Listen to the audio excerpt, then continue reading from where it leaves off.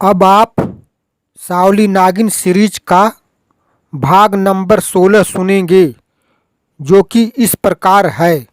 वह इस दुनिया में ही है सावली, मंगल साधु सावली से कहा, लेकिन मेरे द्वारा किए गए गुलदान के प्रहार से फिरंगी लाल का ब्रेन खराब हो गया। वह पागल बन चुका है। इसी नदी के किनारे वह जांघिया पर घूमता है।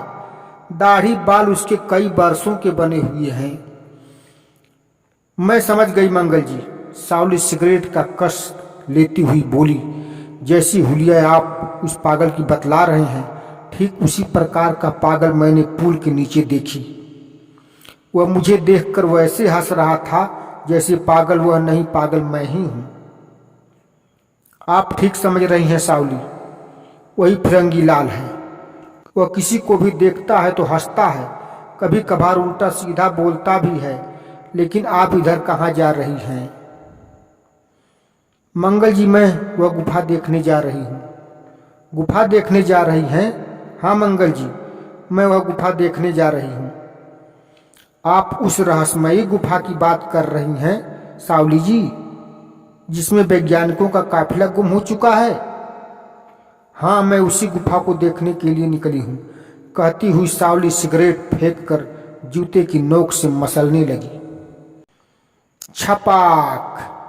तभी कोई उस पार नदी में कूदा। मंगल और सावली चौंक उठे। दोस्तों, थोड़ा अब यहाँ की कहानी यहीं रुकती है। थोड़ा अब दूसरी तरफ का सीन दिखाया गया है, जो कि इसी कहानी से संबंधित है, और वह इस प्रकार है। पहाड़ी जंगलों के बीच एक गोल झोपड़ी। झोपड़ी के सामने एक काला कलूटा, जो कि कपड़ा भी काला पहनकर एक व्यक्ति बैठा हुआ था। उसके सामने पिटारी रखी पड़ी थी, हाथों में बीन था। वह बीन नागिन की धुन में बजा रहा था, और फिर वह बीन बजाना बंद करके पिटारी का ढक्कन उठाकर वहीं पलट दिया। फुफकार मारता हुआ एक काला नाग फन निकालकर खड़ा हुआ और मस्त होकर झूमने लगा। वह व्यक्ति हाथ बढ़ाकर अपने काले कलूटे हाथ से उस काले नाग को उठा लिया और उसकी लपलपाती जीभ अपनी नाक की सीध में करके बोला, नागराज, तुमने अभी तक कोई नया कारनामा नहीं करके दिखलाया। क्या चाहते हो कि वे भारतीय सातों जासूस बिना मौत मारे जाएं? नागराज, हम आदिवासी हैं तो क्या हुआ, नमक तो हिंदुस्तान का खा रहे हैं, और हिंदुस्तान की भूमि पर हमारा जन्म भी हुआ है। मैं तुम्हें कई दिनों से उन जासूसों की मदद के लिए भेज रहा हूं। तुम रात को जाते तो हो जरूर, मगर कब आकर पिटारी में बैठ जाते हो यह मुझे भी पता नहीं चलता।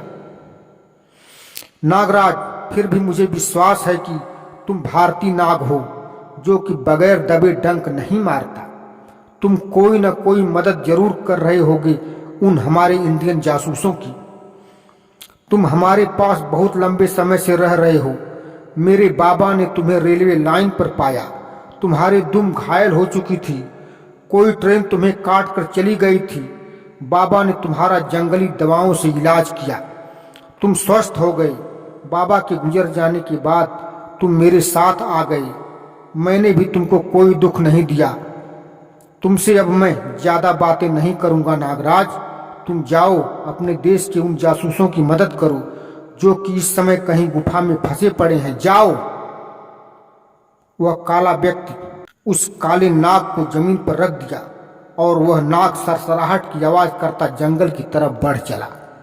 इधर नदी के किनारे छपाक की आवाज से मंगल साधु तथा सावली चौंक उठे थे। पानी हिलोर मारने लगा। सावली का हाथ उसकी पॉकेट में पहुंच चुका था, यानी जिस पॉकेट में उसका मिनी रिवॉल्वर था।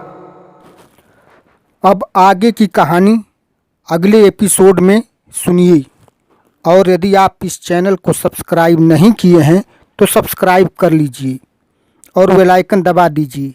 और फिर अब मिलते हैं अगले वीडियो में।